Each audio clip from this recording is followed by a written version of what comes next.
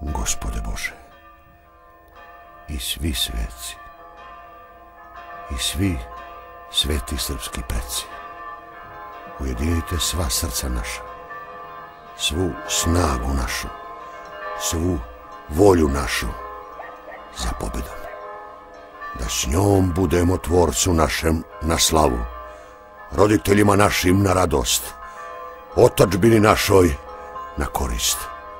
Amin. Da će Bog. Kada ti ne ide